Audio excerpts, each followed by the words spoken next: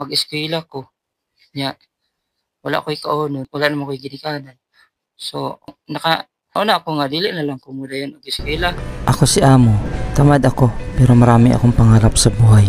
Nya mao rin tong ako mang ginauna nga mag-eskwela ko nya wala ko'y kaunon, kinsa may mukuan sa ako. Nya wala naman ko'y ginikanan.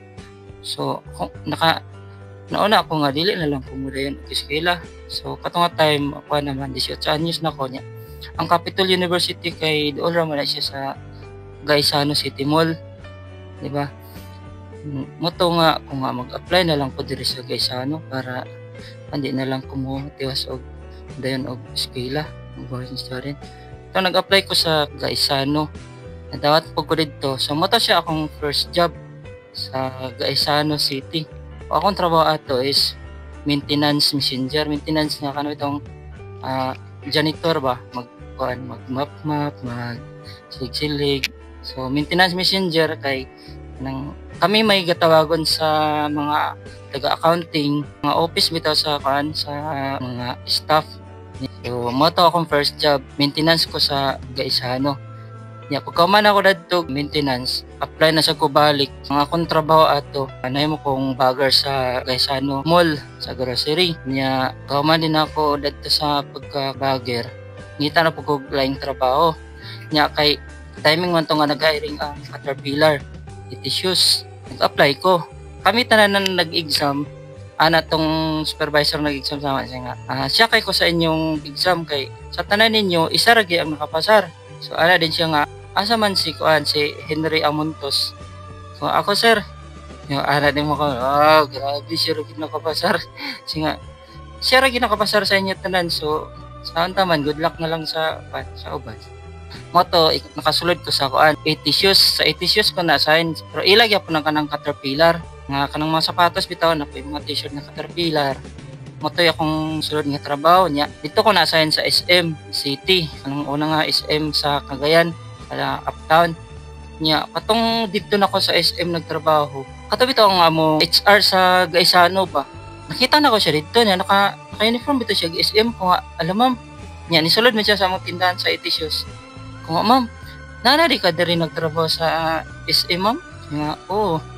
Kung kanang pwede ko makatrabaho po din na sa inyo ma'am kung makahuman ko diri sa akong kontrata sa 80 shoes. Siya, pag dito, pag-apply. Wala ko na-expect nga. HR gyapon siya dito sa SM Supermarket. Motong pagkahuman ako dito sa 80 shoes, nag-apply din ko dito sa SM Supermarket. Pero wala ko nag-dom nga. Pag-interview siya, gyapon mag-interview sa ako. So guys, sa una, naka-interview gyapon siya sa ako. Siya ang nakasika na interview. Tapos pag-abot sa SM, apply na ko dito. Siya gyapon lang final interview sa SM. So motong pag ako na interview na, din siya. Wala na rin kanibalik sa Gaisano. So motong nag-istorya na dahil may bali imbis nga gikulbaan ko tunwala na yun akong kulba kay kanang among na topic kay katumang sa Gaisano sa una. So moto wala ko nag-expect nga siya day ang maka-interview sa ako. Motong nadawat din ko dito. Nakatrabaho din ko sa SM Supermarket. So moto siya ang kaupat nga trabaho sa SM Supermarket. Pag panarbaho bitaw na ko sa una. Grabe akong kagi sa una mga lods kay katong first na akong trabaho sa Gaisano sa una. Akong kwarta, pamasahira, akong boarding house, problema ako. So ang akong gibuhat sa una, kanang mga karinderya bitaw. Bali kuan ko nga dito ko magkananan sa ila niya kanang aya na lang din ko magbayad pagkasweldo na niya. Sugot mo sila. Yang boarding house mo po gyapon. Maghangyo lang ko ba nga pagka-sildo na lang ko mubayad kay wala kay kuan kay wala na mo nga lagi wala mi ginikan wala ka support sa ako. Problema na pug ko sa akong pang-requirements na may kanang dito sa among bitong tulugan gapan sila na ipalinding nila ang ilang kwarta sa kanang kuan ba. To nagulang ko silang kuan to kwarta niya pang lokat sa requirements to nakalukat ko requirements nakatrabaho ko. Kung inanagit ka pa itong akong kinabuhi sa ano no.